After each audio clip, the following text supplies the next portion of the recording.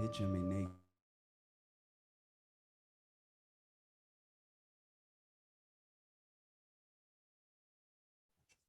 afternoon, everyone. Thank you for joining us today. The song that we were just playing is by Native Son called The Land and was produced by Acres of Ancestry, one of our co-sponsors for this event. My name is Natalie Munoz, and I'm the administrative coordinator of the Berkeley Food Institute, an event lead for today. And I am humbled and honored to welcome you all to Berkeley Food Institute's Justice for Black Farmers event. I would like to take a moment to thank these incredible farmers, lawyers, and scholars who are joining us from all over the nation. I would also like to thank our wonderful co-sponsors, the Othering and Belonging Institute, the Goldman School of Public Policy, Black Students in Public Policy, Berkeley Law, the Center for Race and Gender, the Department of Environmental Sciences, Policy and Management, the UC Berkeley Graduate School of Journalism, the Department of African American Studies and African Diaspora Studies, the UCLA Critical Race Studies Program, Farms to Grow, Inc., Community Alliance with Family Farmers, the Black Belt Justice Center, the Mississippi Minority Farmers Alliance, Acres of Ancestry, and the Black Farmers Appeal Canceled Pig for Debt campaign. Here's a little housekeeping for us today. Please introduce yourself and your location in the chat, as I see many of you do already. After the main portion of our event, the panelists will take some time to answer some of your own questions and will be taking from the chat. We have captions provided for this event so you can follow along. And at the very end of our event, please make sure to fill out our evaluation form, which is going to help us put on better and more accessible events. I'd like to introduce our moderator for this afternoon, Elsadig Elsheikh. Elsadig is the director of the Global Justice Program at the Othering and Belonging Institute and one of our BFI executive committee members. Elsadig's research interests focus on the themes and socio-political dynamics related to state and citizenship, race and corporate power, and measuring social policies of exclusion and inclusion. Thank you, Elsadig, and take it away. Thank you, Natalie. Thank you for BFI for putting this an amazing panel today. And we are so honored and privileged to have those wonderful speakers with us. So what I'm going to do, I'm just gonna introduce all our 5 panelists first, and after that we'll start the events. Today with us we have Bernice Hutchison. Bernice is of the Black farmers of Chilton County, has been in the fight for justice for Black farmers since 1981 and was a part of the original Bickford versus Glickman case, which was settled in 1999, sorry. We will hear about the case more broadly. Second, in order of speakers, we have Ms. Angela Provost. She is a Legacy Farmers co-owner of Provost Farm, New Iberia in Louisiana. Ms. Angela is a farmer, an activist, understands the importance of agriculture play in the community development. Next, we have Carolyn Jones. Ms. Jones is the Legacy Farmer and Executive Director of Multi Farmers Alliance. She is the President and CEO of the Alliance, a community-based organization established by a group of minority farmers who saw a need within the community to come together to preserve the community and the legacy of the Black farmers. Next, we have Tracy Mccarthy, Executive Director of Black Belt Justice Center, also a co-organizer of Black Farmers Appeal and Council Bickford Debt Campaign. Tracy is the co-alchemist of the Acres Ancestry Initiative, Black Agrarian Fund, and the co-founder and executive director of Black Belt Justice Center. As a legal and advocacy nonprofit organization dedicated to the preservation and regeneration of African American farmlands and the land-based livelihoods through effective legal representation, advocacy, and community educations. Next, we have Professor Cheryl Harris, Vice Dean of Community Equity and Justice, and Rosalinda and Arthur Gilbert Professor in Civil Rights and Civil Liberties at University of California, Los Angeles. Professor Harris have massive contribution around civil rights and civil liberties at UCLA, where she teach law school, where she teaches constitutional law, civil rights, employment discrimination, critical race theory, and race conscious remedies. So we are so privileged to have this wonderful esteemed panelist. And now I will invite you all to come to the screen. And I have a question for Ms. Addison and Ms. Provost and Ms. Johnson. Can you please tell us about where you are calling from? And can you talk about how you get involved with Justice for Black Farmers? And how much debt does the USDA owe your family? And I will ask you if you can limit your comment to 5 minutes. And we can start with Ms. Addison. You have the floor.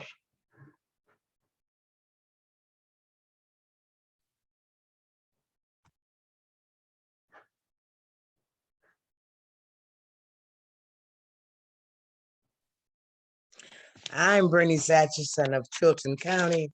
I'm the president of the Friends of the African Union, FAU SmartWise Reinvestment Coalition, Chilton County Black Farmers African American Agriculture Association, a member of the World Council of Mayors, a member of the African Diaspora Directory. I became involved in the farmer situation in 1999 officially, when the Pickford versus Glickman case came to light, and we were not being given due process of the law by giving us posting and notice in our county. So it was my job to advocate for the Chilton County Black farmers in Chilton County. Thank you.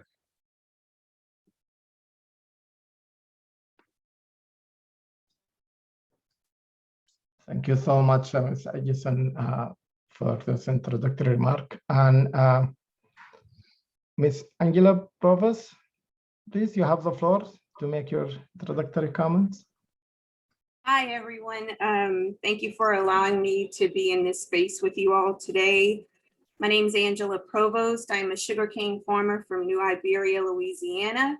You can read and listen more about my family's story in The Guardian and also in the 1619 podcast. I first became aware of the Justice for Black Farmers movement through Tracy McCarthy and Mr. Lawrence Lucas, which I'm very proud to be in their company and have them acknowledge the issues that we're going through today. In terms of what the USDA owes my family and to me, I mean, where do I begin? Honestly, the first thing that is owed to us is the cancellation of direct and guaranteed loans of upwards over $1 million. The return of nearly 200 acres of farmland once owned by our family. And most of all, I think the USDA owes us peace of mind, dignity, and respect for our humanity. And again, thank you all for allowing me to be here with you today.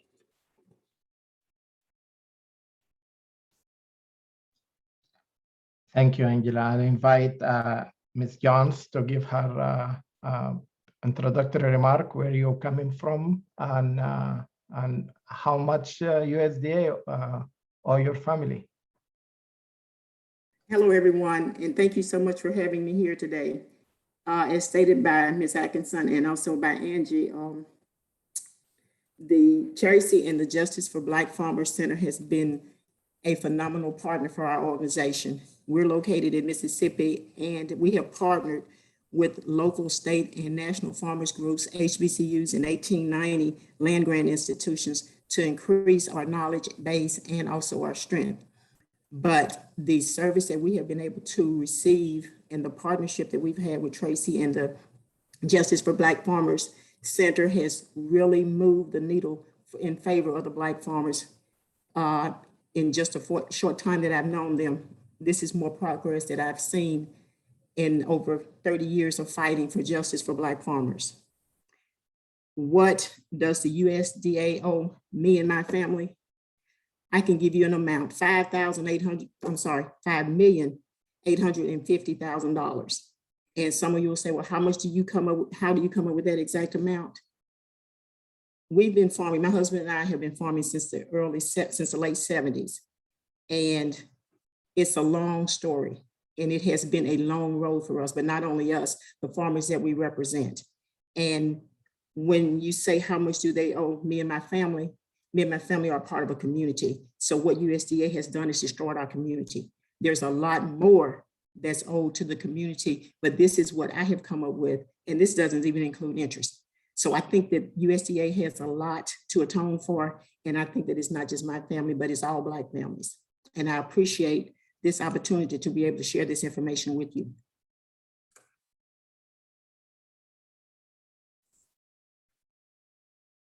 Thank you so much for those introductory remarks. And let me then invite both Professor Harris and Tracy. Let's start with Professor Harris. Can you just tell us what does critical race theory have to do with the food and farming system in the US? And how can it help address fundamental problems faced by our food and farming systems?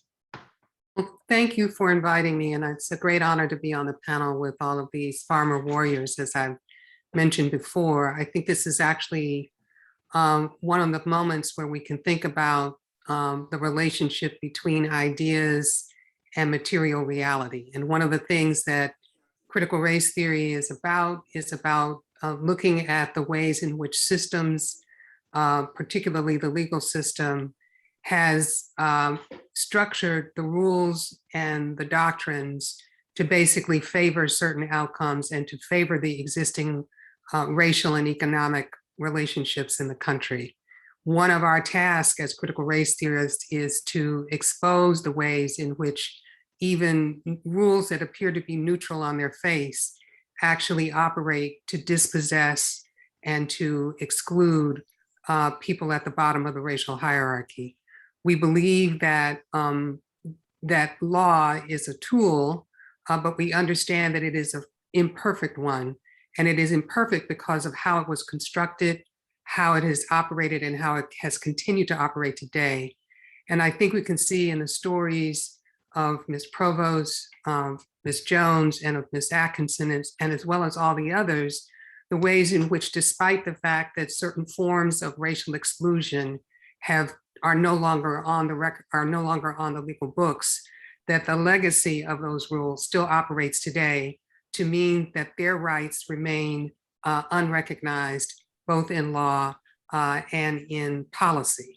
So the system itself, just like any building, stands on the foundation which was laid. And the foundation, as we understand it as critical race theorists, is one which begins with the enslavement of African descendant people and the dispossession of indigenous land. And so our system of property is really grounded in this foundation. And what we are witnessing today is a fight against the legacy of that core dispossession. So we see these ideas as being central to uplifting the stories that are going to be told here today.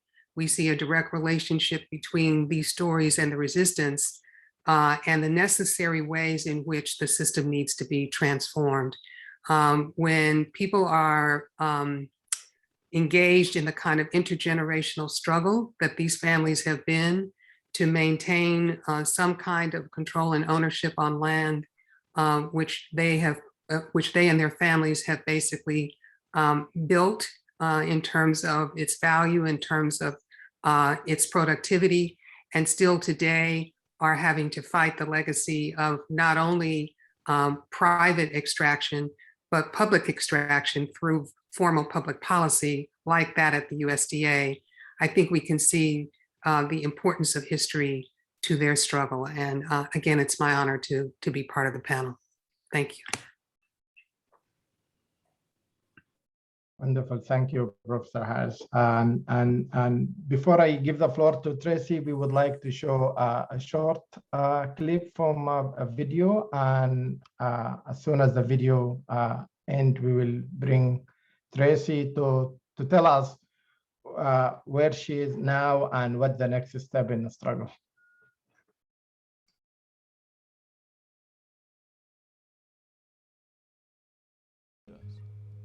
When you look at the Fifth Amendment to the Constitution that guarantees us due process, that means that you can go into court and you can present your side and the evidence, and on marriage you can present your case to them.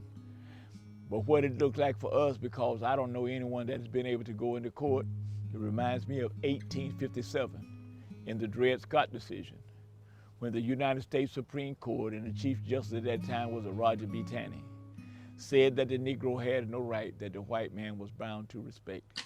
He was nothing more than an ordinary article of merchandise, as a hog, a cow, or a chicken. And wherever commerce was concerned or profit to be made by it, so be it. He was nothing more than an ordinary article of merchandise. So obviously 1857 still applied to us, even going into the 21st century, because out of all of these black farmers that we had, I don't know one that have been able to be heard in court, his case on the merits. That's Lucius Abrams, Cecil Brewington, any of the lead plaintiffs, And for them to say that we have justice, that's a moral disgrace. Ain't no justice in America. Equal justice under the law still do not exist in America for the black and the poor. And the black farmers lawsuit bears this out.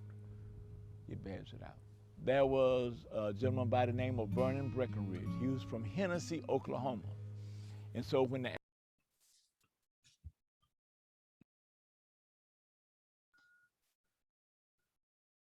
Tracy, you have the floor. Thank you, El Sadiq. I am deeply honored to be here, thankful, full of gratitude that our allies at the Berkeley Food Institute have shared their home for us to amplify our demands for justice for our Black legacy farmers and the returning generation.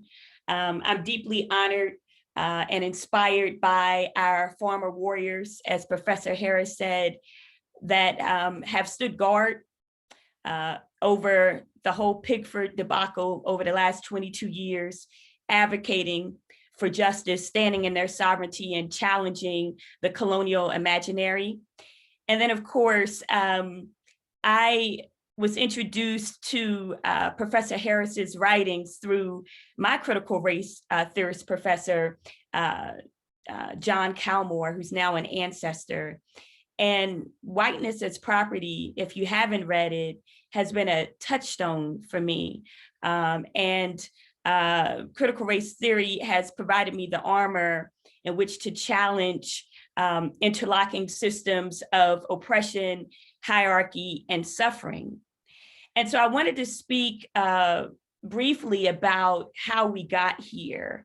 And when I say here, I'm referring to this historic moment where we actually have federal legislation that will provide debt cancellation to not only Black farmers, but farmers of color.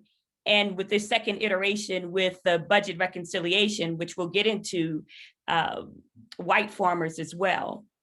I think it's really important for us to revisit just briefly the Pickford history, Black agrarian history.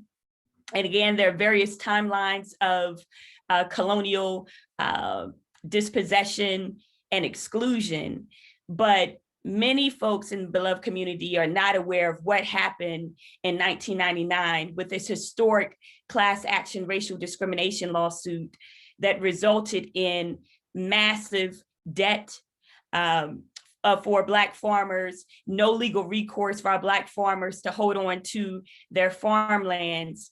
And thus, for many Black farmers, they still refer to USDA, the last plantation, because we still have not been able to uproot anti-Black racism within the agency, the local farm service agencies, and then, of course, the county committee system. And so I want to leave it there, but I do want to share just briefly, the farmers are going to really flesh this out, the Pickford lawsuit, that it was due to their efforts, 30 years of organizing led us to this historical moment. Their suffering is the impetus for the Justice for Black Farmers Act, which inspired the Emergency Relief for Farmers of Color Act. And then, of course, now we have had to persist due to, I stopped counting at the 12 lawsuits that essentially have shredded our initial attempt at debt cancellation. And we're going to dig into now the curative language that we're proposing through the second Build Back Better budget reconciliation. Thank you so much, Tracy, for this concise remark. So now we have prepared questions for our panelists, but I wonder if you all can come in with your camera, Ms. Acheson, Jones, Provost, Professor Harris. And I want to give you the floor. If you have a question for each other, we can start there between legal scholar and organizer to our beloved Black farmers. So if there's any question that you would like, and we'll have like 10-15 minutes to ask questions. Otherwise, I have mine, and I don't want to hijack. I had a question for Ms. Atchison because she wasn't able to answer the question in her earlier remarks about the debt that USDA owes to her family.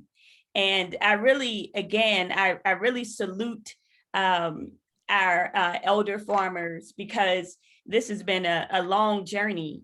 And I recall that when we were organizing the press event for the initial announcement of the American Rescue Plan Act that provided $4 billion in debt cancellation for BIPOC farmers and $1 billion in technical assistance and related aid to restore the BIPOC agricultural land base, that Ms. Atchison's beloved daughter had ascended on that Thursday.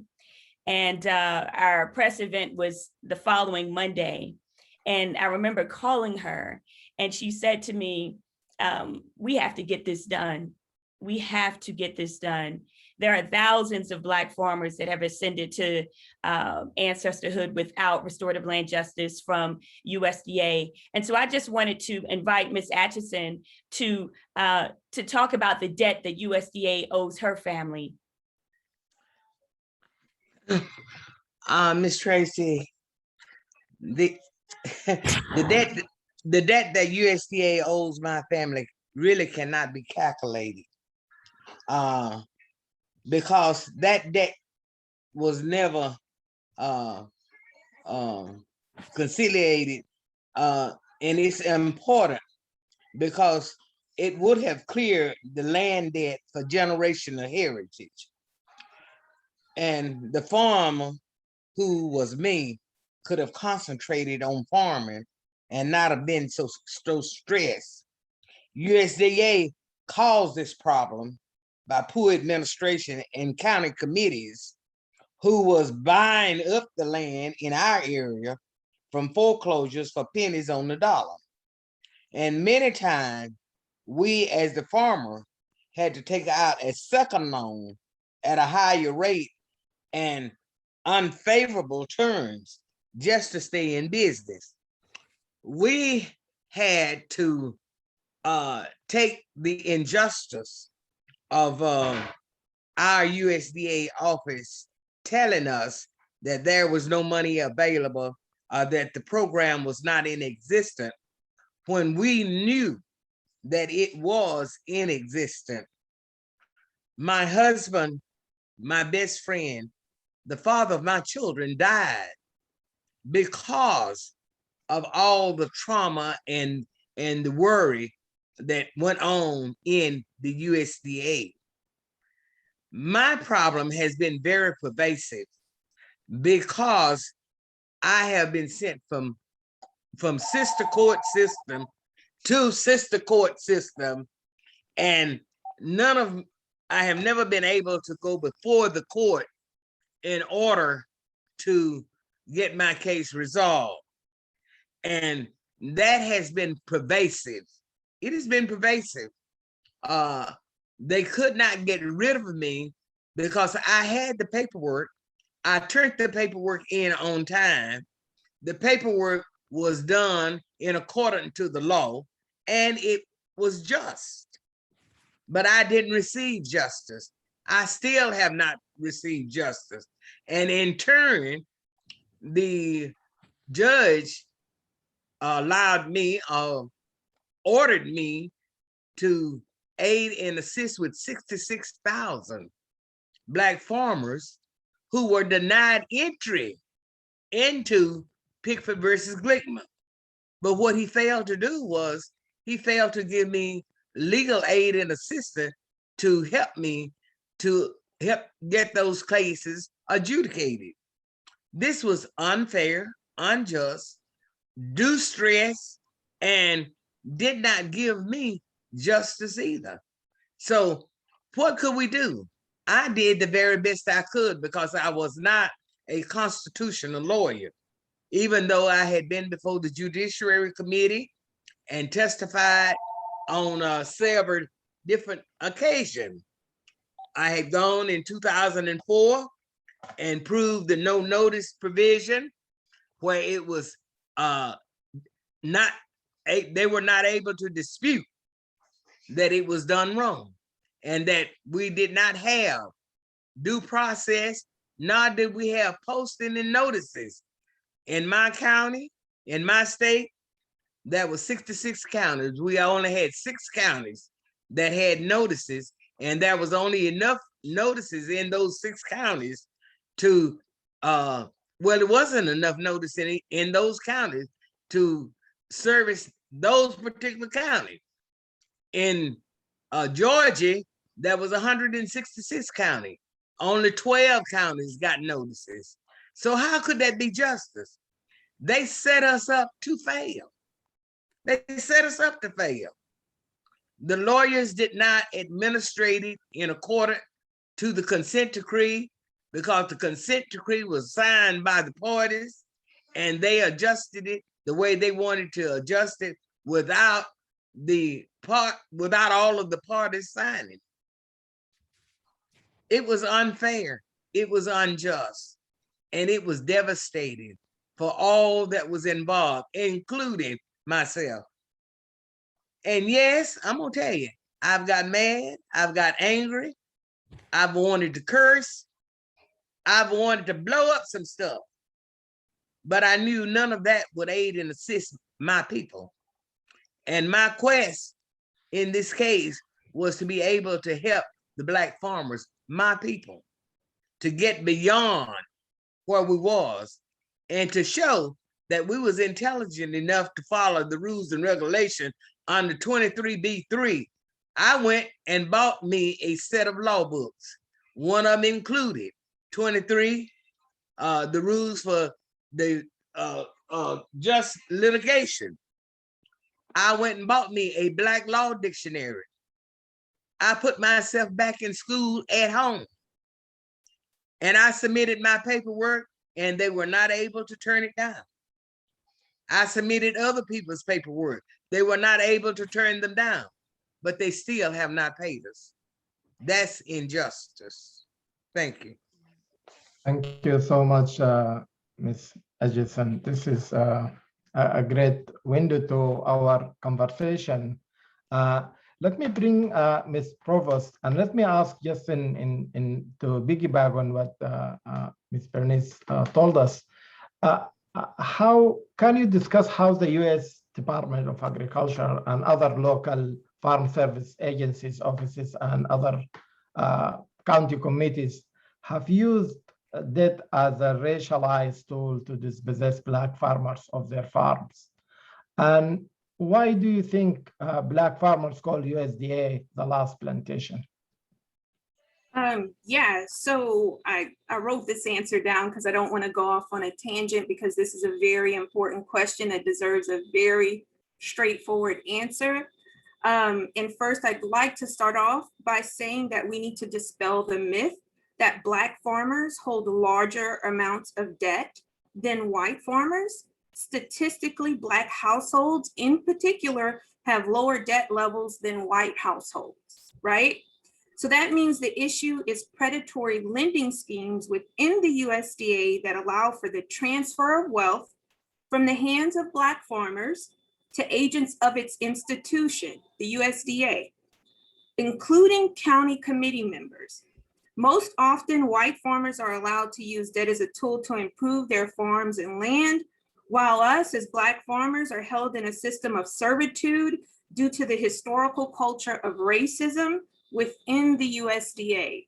It's a plantation economic system, and it's not sustainable. I repeat, that is not sustainable. And going back to the question of why do we call the USDA the last plantation, it goes back to what Tracy was saying earlier about the cultural, the inside culture of anti-Blackness within the USDA, right? But it's also because it's the department's willingness and intent to keep Black farmers in a system of debt peonage. But also because the USDA continues to subsidize and undergird the last of the currently active plantations. Yes, there are still current active plantations today in Jim Crow factories, where enslaved or indentured labor has been replaced by migrant workers, which is creating a whole new pattern of abuse. So in this discussion about the Build Back Better plan, the COVID Relief Act, there's been a lot of talk about providing technical assistance, right? And that the debt forgiveness is being held up in the courts. But theoretical ideas and policies that attempt to solve these issues solely through technical assistance funded by the USDA through nonprofits and not paying Black farmers debts owed to us are wrong. The onus of navigating the racist whims of a loan officer, a factory or mill owner, or county committeeman should not be placed on Black people. Technical assistance does not cure wealth inequality or predatory schemes. Real solutions must include the cancellation of debt plus reparations. So we have to really think about what it is that we need as Black farmers to succeed. And that means paying us, right? And canceling that debt so that we can move forward. You cannot have technical assistance when you have no wealth. What are you going to assist us on if we have nothing?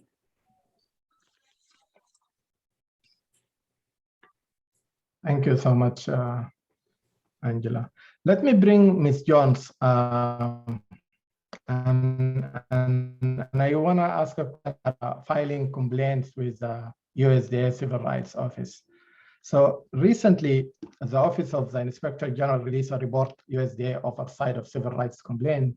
The report found that in the fiscal year 2019, the Office of Civil Rights averaged 799 days to process program complaint compared to the 180 days standards. Were you surprised by the findings of this report? Also, if you can speak, have you ever filed a complaint with the Office of Civil Rights? And how was your complaint resolved? Thank you for the question. No, I was not surprised. And actually, I'm not surprised at this point by anything that comes out of USDA. No, I've never filed a complaint, but in my position as Director of Mississippi Minority Farmers Alliance, I have assisted 9 of our farmers in filing a complaint. And the results of those complaints are, 1 was ruled in favor of USDA, and the other 8 complainers were actually, to the best of my knowledge, no action was taken. So I have a problem with an organization that sets up a committee or a group to monitor their practices. I don't, if it's an outside agency, then maybe yes. But if it's under that same agency, then I have a problem with that. And I really have a problem with actually believing that it was set up for anything other than to rule in their favor. And with USDA and dealing with them and filing complaints, that's basically what has happened. And if I could just add, Ms. Jones, I think it's really important for us to go back to 1983 when Elder Bernard Bates, he's a farmer from Hill City, Kansas. He was able to build upon his family's land legacy of 250 acres up to 950 acres of land. He started to experience anti-Black racism, and he wrote at the time his senator, Bob Dole, and he also wrote at the time President Ronald Reagan. President Ronald Reagan responded in 1983 by dismantling the very office that is charged with investigating discrimination complaints. And it remains and it's one of the issues that supported the historic Pickford v. Glickman class action racial discrimination lawsuit, because they were not investigating complaints.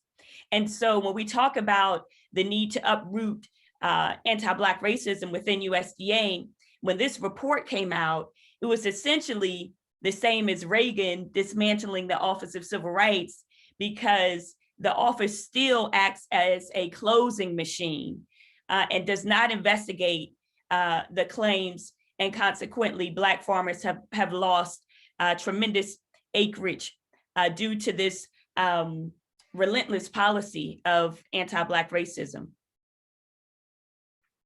Thank you, Tracy. Let me just stay on this topic and bring back Professor Harris. If you have any response to what you heard, but also if you can make a comment about how has the field of law been used to disfranchise and rob property from Black farmers, and how has it been or could be used to right those wrongs? Well, I think it begins, as I said, what we're seeing today is the legacy of enslavement. The righteousness of the farmers' claim for debt cancellation actually rests upon the long arc of that history, both the immediate history with USDA and going back to a system in which Black people were property and were excluded from owning property. And in this system, the law has always played a critical role in undergirding the rules of the game so that the rights of whites to property were protected, while Blacks' claims to property were always treated as less than and as contingent, and that legacy continues today. So now as the farmers come forward and claim what is rightfully theirs for debt cancellation, it's actually being treated as a gift or a giveaway or a form of, in other words, it's not being treated as a claim for which they have a right. It's being treated as it's something that maybe the government will give if it chooses to. Maybe it will be treated as a form of welfare, when in fact it is actually a right that they have, that they are due under law and that has not been recognized. So I want to maintain that in order to understand how something that is clear, that is to say, if you can prove the predatory practices that Ms. Provost just talked about, if you can prove the kind of discrimination which Pickford actually did establish. So this isn't just a question of sort of allegations. These were actual findings by the court. But still today, some decades later, they're still seeking the relief that they're due, and that relief is being treated as a gift, a contingent upon whether or not there's the sufficient will in Congress or sufficient will of the president to give it to them. The only way to understand that is to understand this history. So Black peoples have always been fighting through a legal system that has inconsistently, at best, ever recognized their rights. That does not mean, however, that the law is completely useless in this circumstance. at least in what I think this fight is demonstrating is both the limits of the law and the way in which it can in fact be used to amplify the actual live and lived experience of the people that are living under it. We will never, as Audre Lorde said, be able to free ourselves using the master's tools. That is not in the cards. I don't think any of these stories would ever suggest otherwise. However, the determination and the fight that is being shown here is a way in which we as a collective, we who care about what happens both to ourselves and our communities and to them, can in fact use it to educate ourselves and to educate our communities and create political change, which is what is going to be required in order to get this. So I guess my point is to say that in a system where being white was treated as a form of treasured property, and the legacy of that continues today, what we are seeing is actually a consequence of the ways in which Black people's hold on property has always been operating in opposition to the fundamental rules of the game. But we, I think, stand on, like I say, a long legacy of understanding our kind of fraught relationship to law. We have, as Thurgood Marshall once said, you know, we have been enslaved by law, freed by law, fought for rights by law, and been subjected by law. And in all of that, what we have done is actually brought meaning to some of the ephemeral promises of the Constitution that remain unrealized. But I find great inspiration in this fight, despite knowing that at every turn, the ways in which people have been treated are a reflection of the failures of the legal system to actually deliver. We now are in a circumstance where even the relief that was previously granted under the congressional dispensation has been challenged in court as a kind of affirmative action program or a racial benefit that's being given only to Blacks. Again, that's what I say, rather than understanding this as a right to which the claimants are due, it's being treated as though it's some kind of benefit. And I think that we have a job at hand to basically challenge that assumption. May I add to that, Yes. Dr. Harris? You know, as you was talking, it brought back to my mind when I testified before the 2004 hearing, the Constitution of the Judiciary Committee, whom I testified before on November the 18th, found that the wrongs that had been done in the Pickford case was so pervasive until it was of such that we could never overcome it.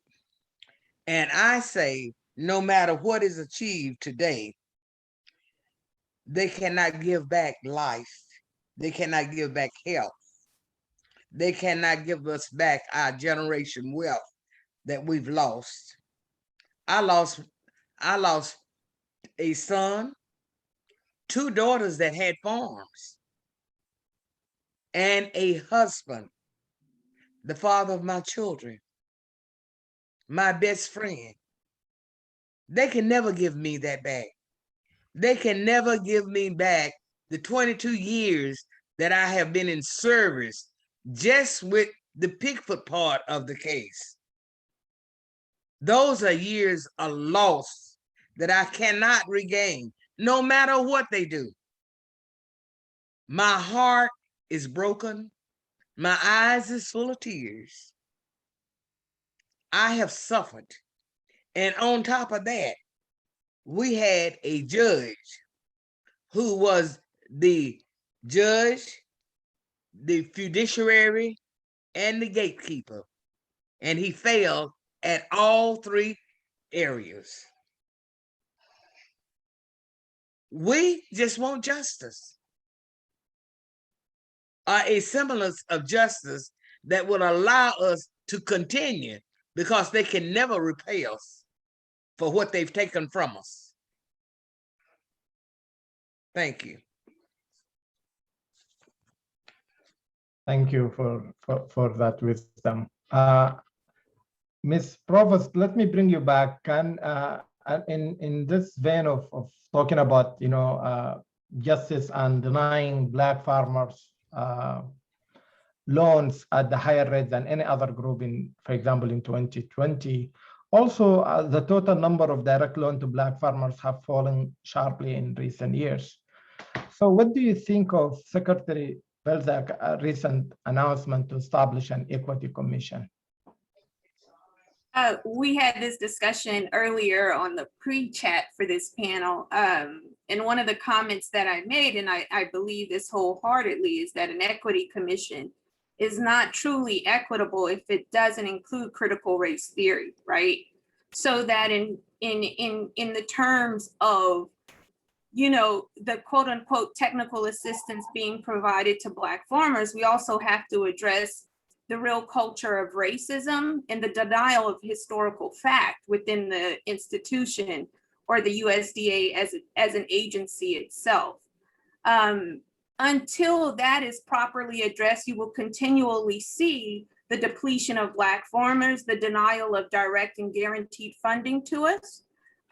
So I think that in terms of looking at those statistics and seeing how they're dropping and falling, honestly, I can tell you how. It's just, it boils down to racism coming and spilling out as predatory lending schemes. And those predatory lending schemes will permeate. They come out from the farmer, they trace out from the factories and the mills and the banks and everything else that the USDA funds. So those things have to be addressed properly and honestly, and that is to address the historical fact of abuse and robbery and theft that has been placed upon Black farmers.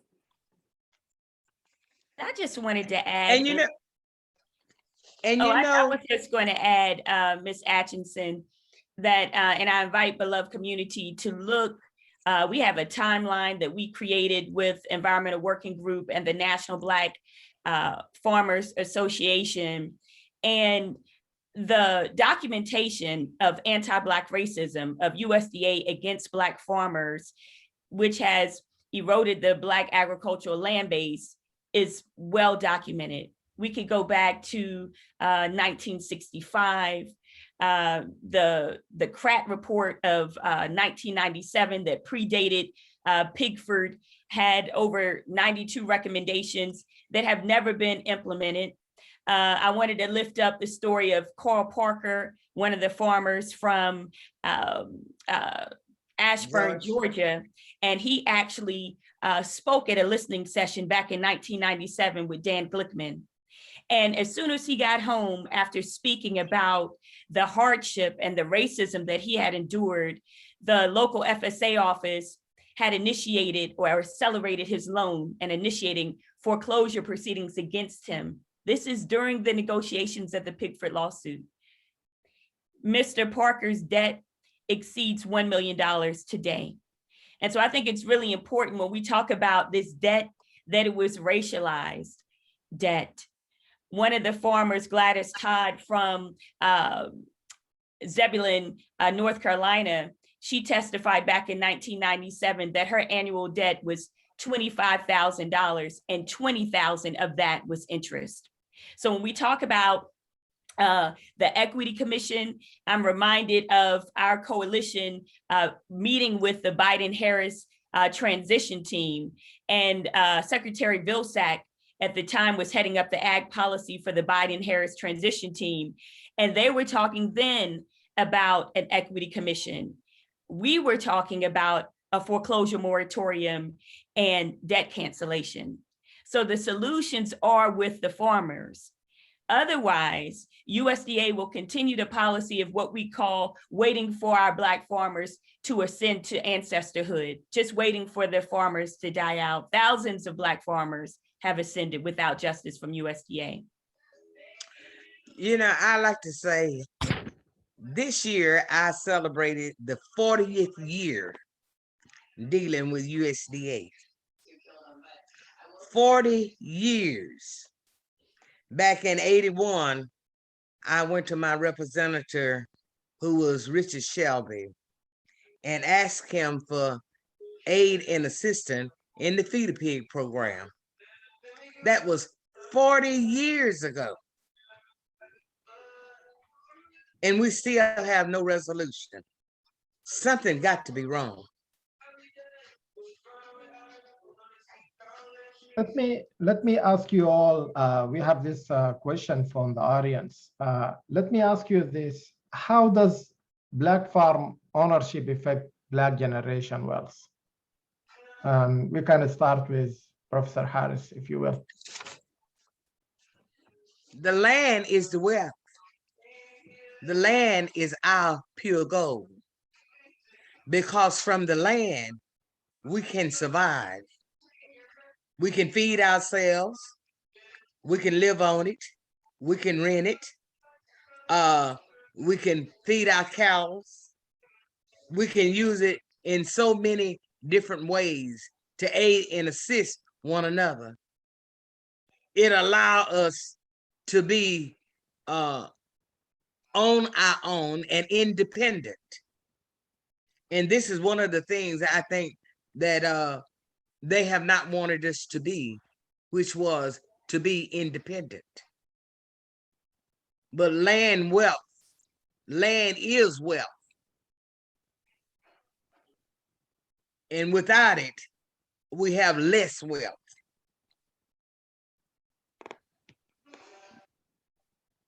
Yeah, Professor Harris. I don't think I could say it any better than Ms. Atchison just did. I think I would just say that if we start with understanding enslavement as a system of stolen labor that was extracted from land that was itself stolen from Indigenous people, then we can see the pattern of sort of why this dynamic continues today in terms of an attempt to dispossess Black people of land. Black people's demand for land goes back as long as we've been in this country. And our understanding of the relationship to land is not one that just rests upon the Western concepts of the right to sort of exclude people. It's, as Ms. Atchison says, it's a source of renewal of life.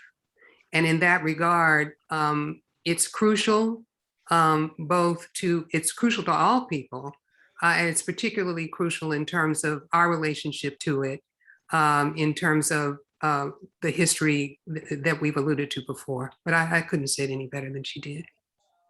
And I'd like to add to that, land is your freedom, your justice, and your equality. It provides all of that for you. And I want to just add, the only thing that I would add to that is that when you study Black agrarian history and the Pigford lawsuit, the farmers had various demands. They wanted their land back. They wanted debt cancellation. They wanted full federal and state tax relief. They wanted to uproot institutional discrimination within USDA. And they wanted access to non-extractive capital. And so when you look at the Pigford lawsuit, and it's truly been a saga, it was a $1 billion lawsuit, and only 4.8% of that 1 billion went to debt cancellation.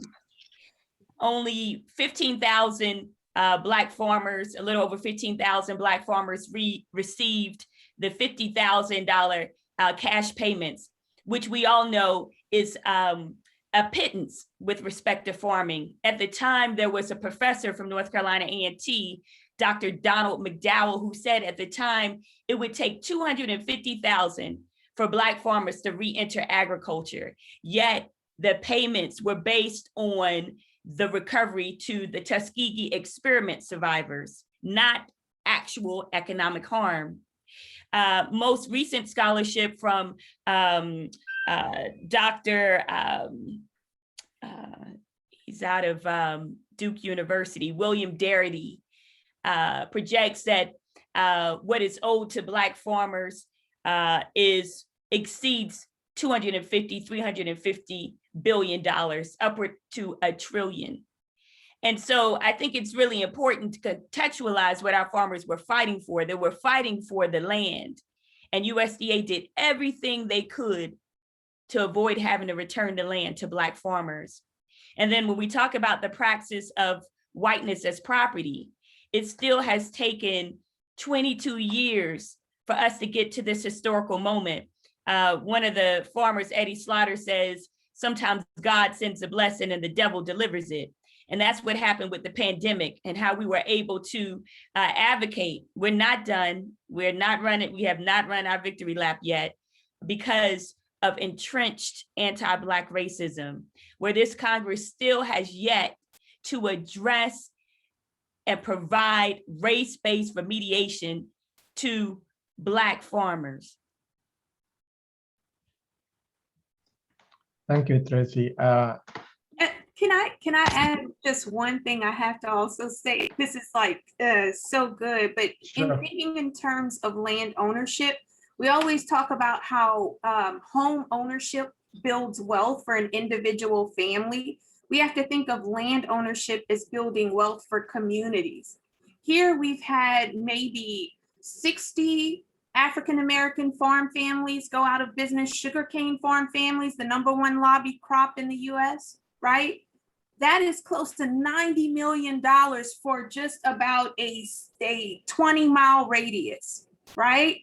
So you think of those dollar amounts that have been stripped from our communities.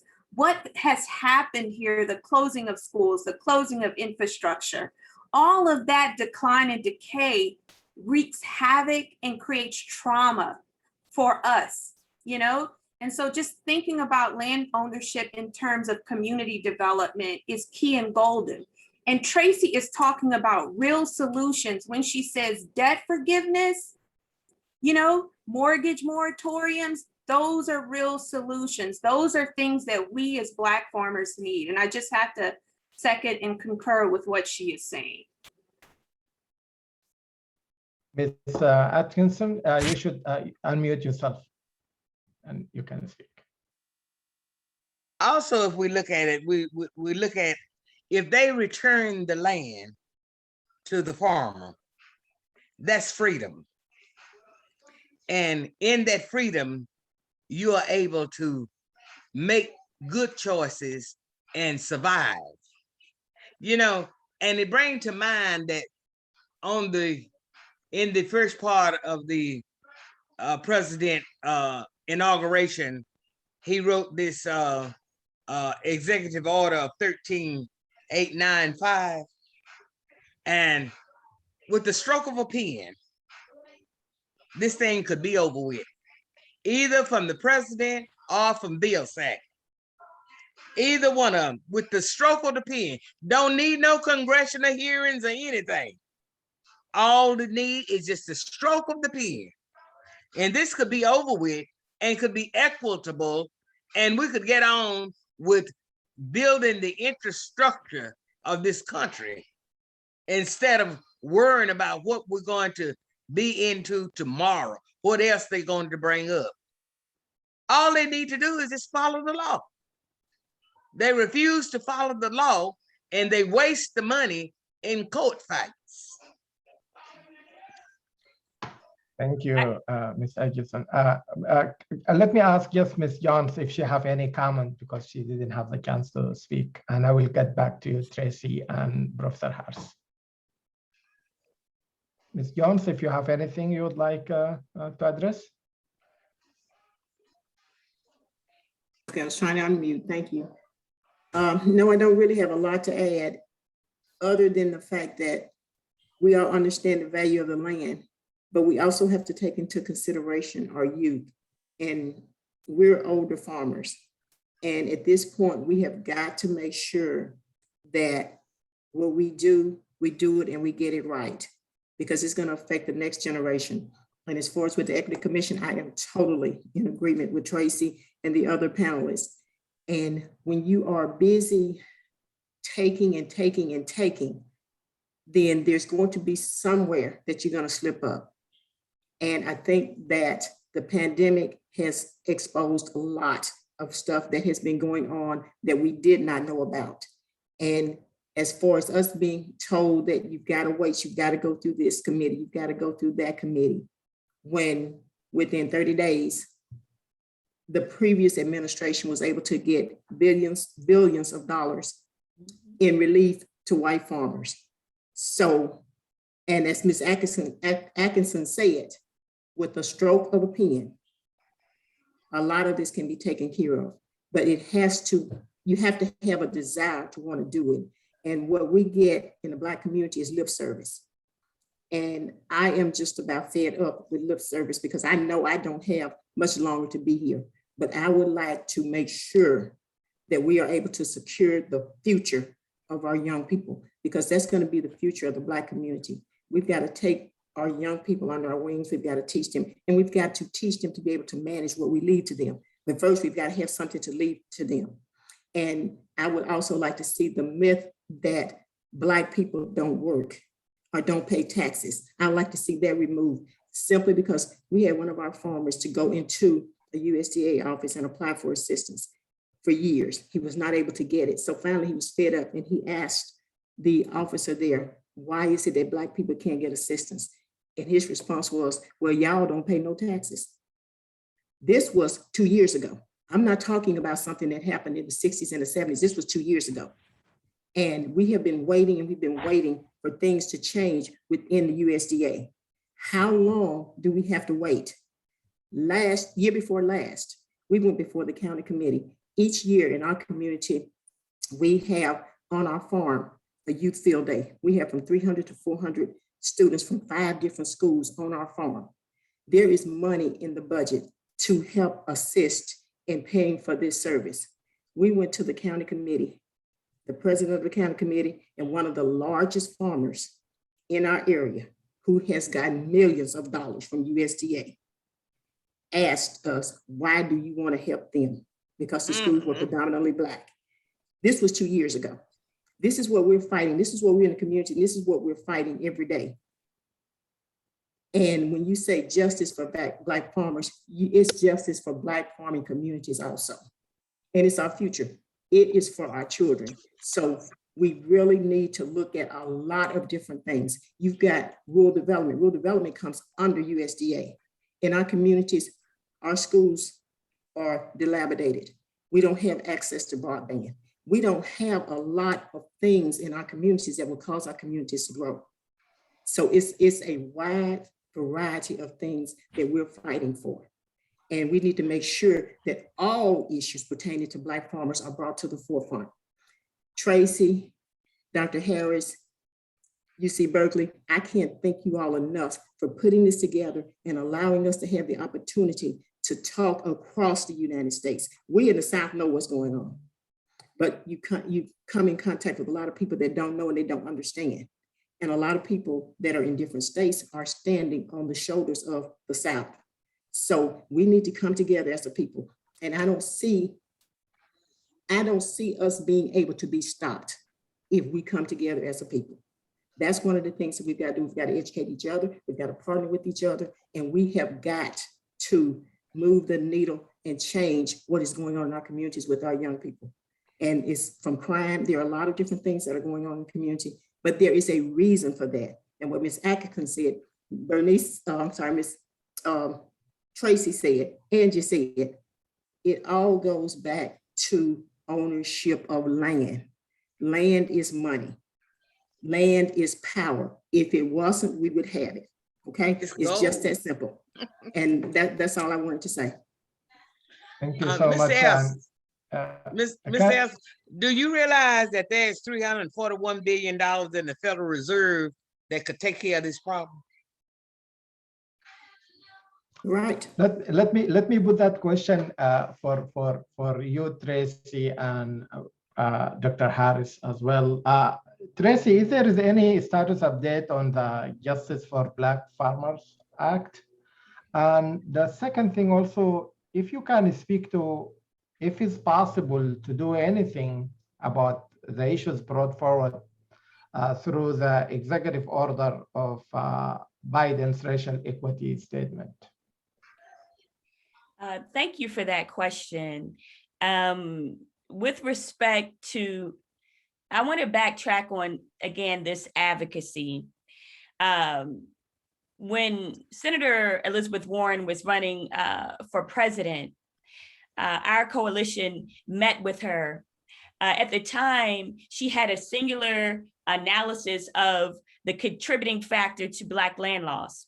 And she was talking about the phenomenon of heirs property. And we pushed back and we said, no, we need to focus the discussion on anti-Black racism within USDA. And so we collaborated. It was a beautiful community-based participatory policymaking process where we were able to co-develop a very robust policy platform to dismantle what our farmers call USDA, the last plantation. From there, we moved on to the Justice for Black Farmers Act, which is an incredible piece of legislation. However, we need 60 votes for it. So when we started out, we drafted the language that was very specific to providing relief to Black legacy farmers from the atrocities of the Pickford lawsuit.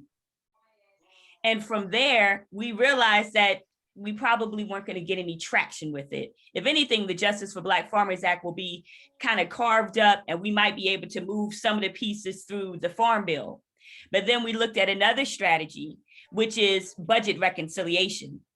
And so through budget reconciliation, we included the language. We wanted the language that we had in the Justice for Black Farmers Act, but they lifted or were inspired by that language and expanded it to BIPOC farmers, debt cancellation for BIPOC farmers, which the way that it was written, and as Mr. Slaughter shared in the video, the farmers haven't received any justice in the federal courts for the last 22 years. And so what we were hoping at the time is that the debt would be canceled expeditiously.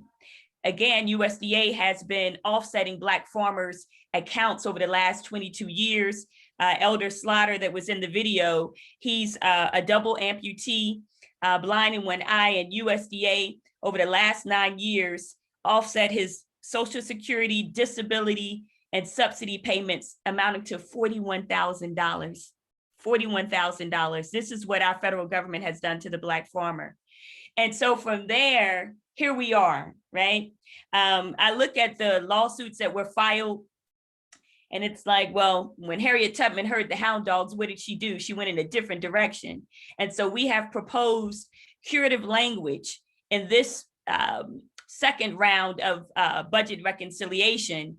The challenge is this, again, when we talk about the praxis of whiteness as property with respect to race-based remediation for anti-Black racism, the 8 criteria that was leaked by the Republicans on the House Ag Committee will likely,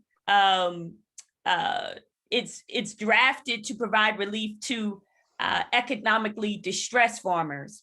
And so in actuality, with this criteria, European American farmers will probably have about 10 billion in their debt canceled.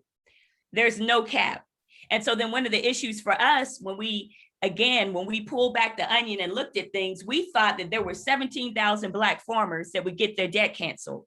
In actuality, out of the 22,000 that are eligible, the BIPOC farmers, only 3,100 are Black farmers. So that goes to the question that someone asked, what did the Pickford lawsuit, what's the legacy of the Pickford lawsuit on the Black agricultural land base? That is the legacy, because over the last 22 years, USDA has foreclosed on Black farmers and forced Black farmers to get private loans to pay off their debts with USDA. And so here we are, what we are advocating for is 15 billion in the fund that Dr. Daniels talked about. We want 15 billion in that fund, and we want a specific allocation to Black farmers so that they can receive direct payments, as white farmers have received since 1933 through the Commodity Credit Corporation. That's a whole nother discussion, demanding equity with the Commodity Credit Corporation Fund. But I just wanted to rest that there because a lot of, I think being a movement lawyer and attorney, we have to be agile. And the Justice for Black Farmers Act, we didn't have time to wait for the next farm bill. And so that's why we moved with budget reconciliation, which again, this budget reconciliation, the ag budget is $135 billion. And from what we know now, not one penny has been allocated to Black farmers. we're not talking about the money that had been allocated before. And so this is why our farmers still talk about the need to dismantle USDA, the last plantation, and for our Congress and President Biden and Harris to really wrestle with, why can't we address anti-Black racism through a race-based remedy? Thank you, Tracy. And I want to give the floor to Professor Harris, but I cannot restrain myself from coming back to your earlier opening remarks. And this is a question was in a lot of people here in the chat room. So in whiteness as property, which was extremely seminal work for most of us, including myself, in our research and looking at the Farm Bill and looking at structural racism in the United States within food and agriculture, but in the society at large. So can you just walk us through, you started to talk about this, the connection and the conception of race and concept of property are intertwined in the US. Can you just help us to understand and our audience to explain the connections between these two? Mm-hmm. Thank you for your kind remarks. So, as I said, enslavement is a system of stolen labor, but it's also a system of property, enacted and extracted on land that was stolen from indigenous people.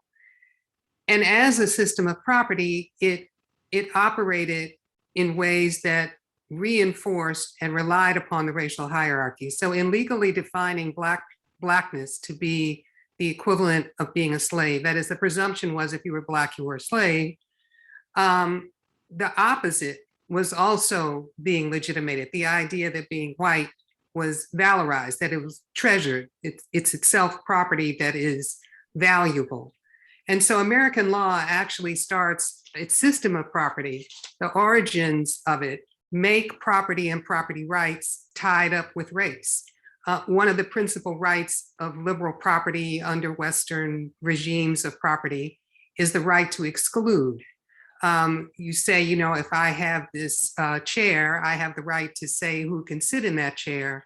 I have the right to take control of that chair. And what the system of racial hierarchy in the United States built around whiteness, the right to exclude others. In fact, being white meant that it was an exclusive category that didn't include anybody else. Now, we all know this is a myth. The actual practices of enslavement were really rested upon the domestic production of chattel slavery, which meant the rape and sexual abuse of Black women in order to produce new property. But the point I'm trying to make is that it starts out with a system in which the actual idea of what is property is also tied up with race. And so who gets to own land is racially restricted. Black people are restricted from owning land.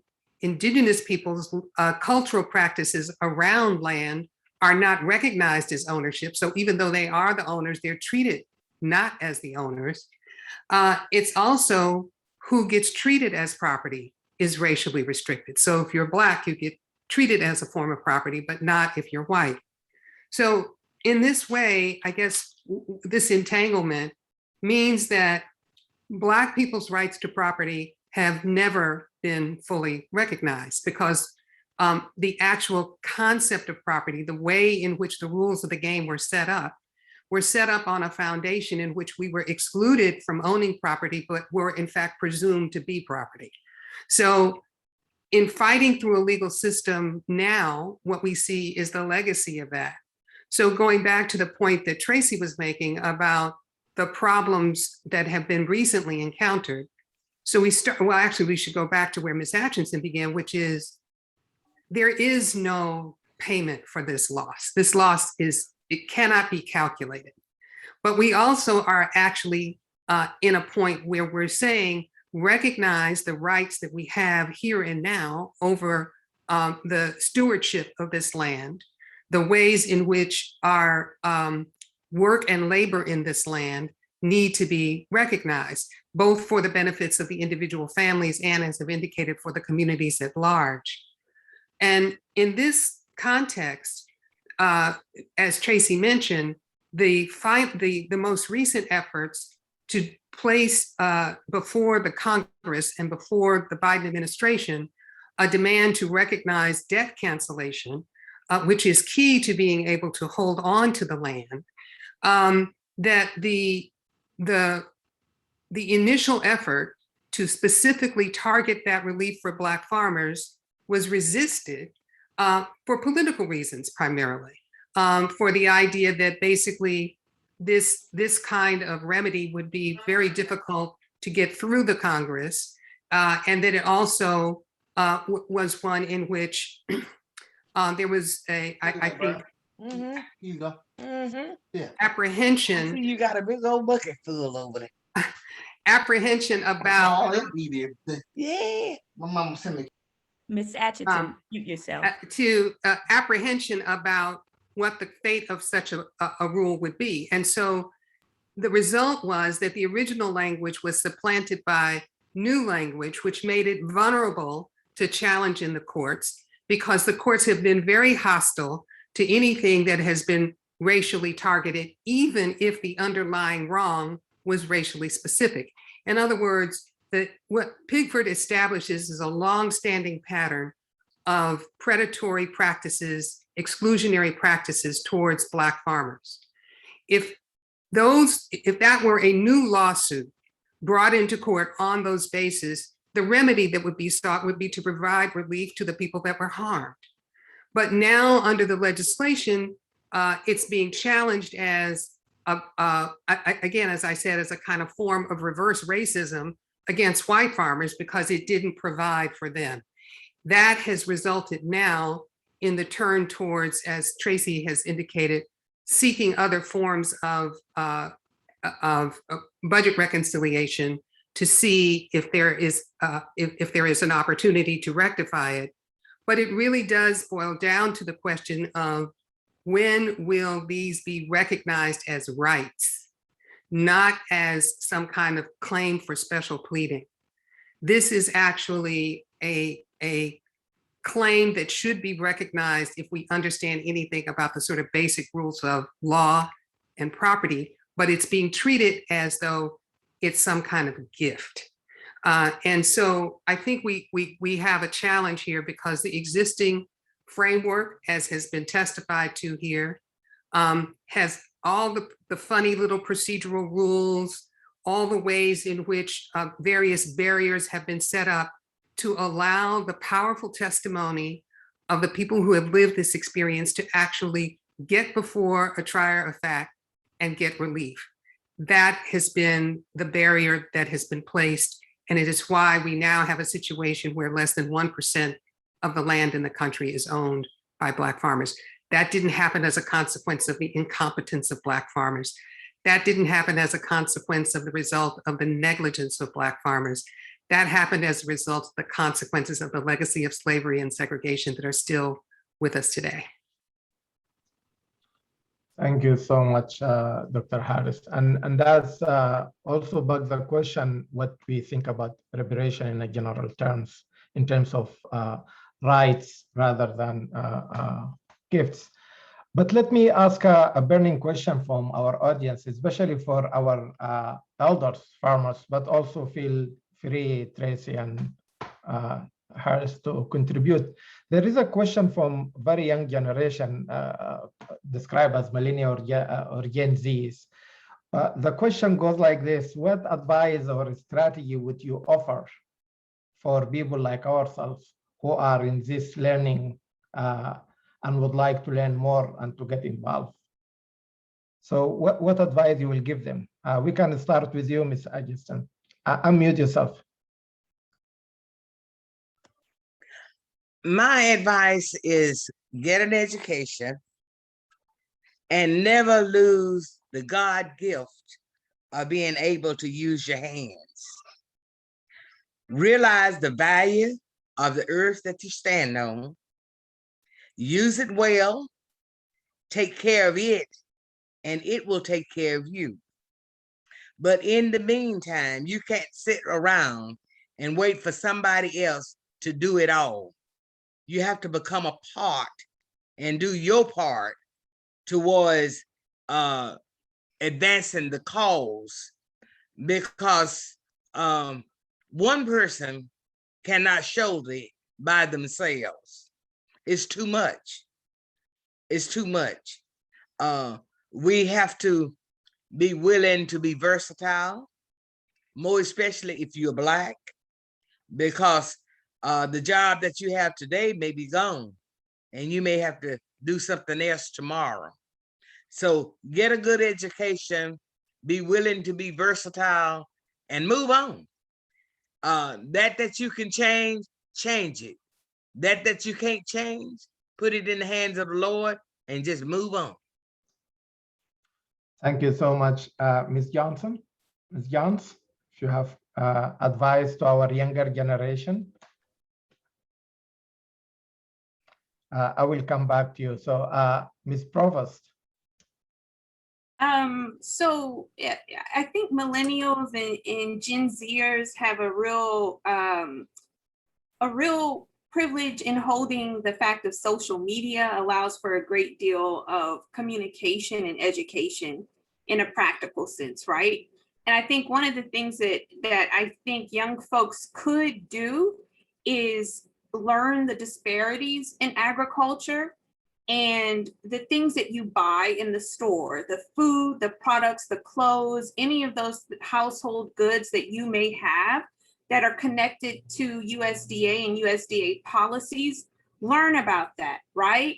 Ask those companies that you're purchasing from, write to them, tweet them out, ask them, where are you sourcing your products from? Ask the Hershey's, ask the Domino Sugars, ask the Cargills, all of these places, ask them, how do you source your products? How do you come up with your products for sale, and hold them accountable with your purchasing dollars? I think those are some real practical things that we can do to apply pressure and create some change. And just knowing the fact of the disparities in agriculture and the importance of how land is centered around community development for us. Thank you so much. Ms. Jones? Yes, and I would also like to say, offer your services to community-based organizations and groups that can pair you up with farmers. You guys have all of the technology, and we as older farmers are not as versed as you are with that technology. But with everything going electronic now, it's very important that our farmers are able to communicate electronically. And if you could just, and I mean, with our organization, Mississippi Minority Farmers Alliance, we partner with young people. We have young people come in and basically teach our farmers how to work their phones, their iPhones, or how to work their phones, because there are always updates, there are always things going on. And so things like that, and then a lot of programs and stuff that you apply for now, you'll have to apply for those online. So if you can partner, that would be great. And if anybody's in our area that wants to partner with us, we open our arms to you. And just, if there are organizations in your area, everything else that has been said is on point as far as what is needed in our communities. Just offer yourself also to be able to help those older farmers, and then also help to tutor the younger children that are in the community that need that tutoring. We have a couple minutes left and very quickly, but I want to come to you, Sister Tracy. If you have any advice to the younger, you're yourself young, but to the younger generation, what strategy and advice do you have for them? Our work is deeply rooted in the African proverb, the axe forgets what the tree remembers. The axe forgets what the tree remembers.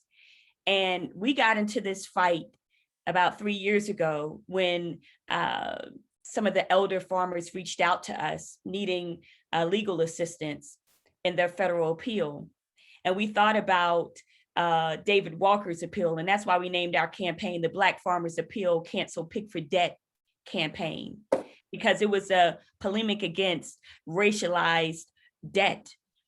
And so many folks, I think back on it, 3 years ago thought, you'll never be able to accomplish that. The Black farmers have been advocating for debt cancellation and the return of their lands for over the last 22 years. But it says a lot when we stand in our own sovereignty. And that's something that Black farmers know about, standing in their own sovereignty on their lands. And so what I would say to the next generation, the returning generation, we were able to accomplish this. We're still in the fight. We have not run the victory lap yet. But I would like for us to focus our energy on a restorative justice lens with the Commodity Credit Corporation Fund. It's a $30 billion fund that the president and the Secretary of Ag have wide discretion over. And we have started the fight with Secretary Vilsack around restorative justice lens to that $30 billion fund, that it's always replenished, right? Always replenished. And so that's why I would like to see the next generation. That's how we take this fight to the next level, looking at the Commodity Credit Corporation Fund and how it could be used to restore the Black agricultural land base. Thank you, Tracy. Dr. Harris, I will put you in a very difficult position. Can in 1 minute give us your wisdom, advice for the younger generation? Oh, that's such a task. I again want to build on what's been said before. I think part of the task, I think, is to break through the fog and to break through the ways in which the stories that are being told about who we are and our struggles over these questions are not told by ourselves. So I think part of the task is, as everybody has indicated, is to connect to the work that's being done here, and to basically, put down your shovel where you find yourself. You don't have to be in Mississippi. You don't have to be in Louisiana. You don't have to be physically in any of these places to understand the connection. I think, as Angie pointed out, we're all eating something from somewhere. We're all consuming something from somewhere. And part of the task, I think, is to lift the cover on what that chain of distribution is, of what that chain of production is, in order to do more than just be passive recipients of both the stories that we're told as well as the things that we consume. I appreciate your wisdom. So before we close out, let me bring the executive director of the Berkeley Food Institute, my colleague Nina, to close us out. Nina? Thank you. Did you want to have any comments yourself, El-Sadig? I'm blessed with this wisdom, so I'm really good. Thank you. Okay. Thank you so much. Thank you to everyone. And we're so happy to have everyone here. My name is Nina Ichikawa. I'm the executive director of the Berkeley Food Institute. I want to thank these 5 incredible leaders for sharing their work today, as well as our moderator, El-Sadig, and all of our amazing staff. Thank you on behalf of BFI, our students, faculty, partner schools, co-sponsors, supporters, and volunteers. This event has been an honor to put together, and we hope this conversation continues toward action. In putting together this event, I personally was informed by the 47-year fight to obtain redress and reparations for Japanese Americans incarcerated during World War II. And this is a fight I was involved in. And as many may or may not know, in 1988, President Reagan signed an official apology and just $20,000 per survivor in redress money. I want to share before we close the following comments made by a member of this committee, Kathy Masaoka, during a hearing in February of this year in support of HR 40, reparations for African Americans. She made these comments in front of the Judiciary Subcommittee on the Constitution, Civil Rights, and Civil Liberties. She said, in 1981, when the Commission on Wartime Relocation and Internment of Civilians, a commission, quote, to study if a wrong had been committed, was first proposed, many of us, including me, were against it. We were angry that the injustice of the concentration camps was even a question. But we soon understood that this was an opportunity for many former incarcerees to speak out about the feelings and experiences they had held inside for 40 years. So the community swung into action to mobilize testifiers for the hearings. Our group, played a key role in organizing grassroots support within the Japanese American community, insisting that former incarcerees speak at the hearings instead of having just experts or academics testify. We heard anger, sadness, pain, and strength as we listened to stories we had never heard before. None of us could stop listening. It was an opportunity to begin the healing process for our elders, for ourselves, and for the entire community. More importantly, it was a chance for those incarcerated to express their own demands for income and freedoms lost, for babies who died, for dignity taken away, and much more. The hearings brought generations together to build a grassroots campaign, educate others about the incarceration, and reach out to other communities to win reparations. Moreover, the hearings solidified our determination to hold our government accountable and to continue the campaign, no matter how long it took. That's the end of the excerpt of her testimony. And thank you for listening and joining us. We hope the storytelling and lessons from today will compel you to action in the name of justice for Black farmers and for a more fair and democratic farming system. Stay safe and well, everyone, and thank you again for attending. We'll keep the meeting open for a few minutes if people have any further comments. Thank you.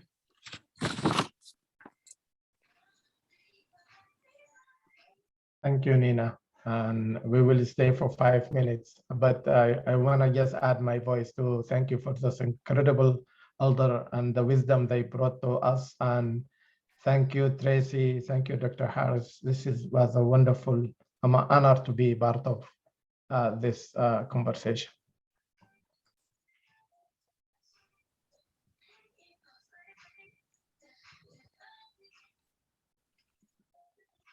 Any last words from any of our panelists? Feel free. I'd just like to say thank you for being able to express 40 years of pent-up anxiety. I hope that people's understood where I was coming from, because it's overwhelming, you know, and when you get to talking about it, it makes you cry. It makes your heart pound, and it hurts. It still hurts, but you know, we have to get beyond it. Thank you.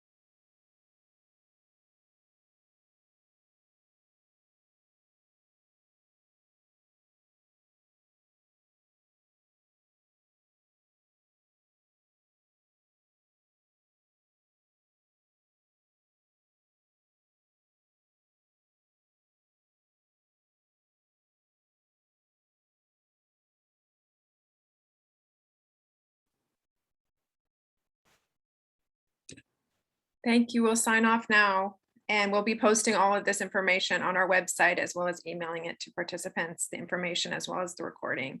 So thank you, everyone. Thank you for your time.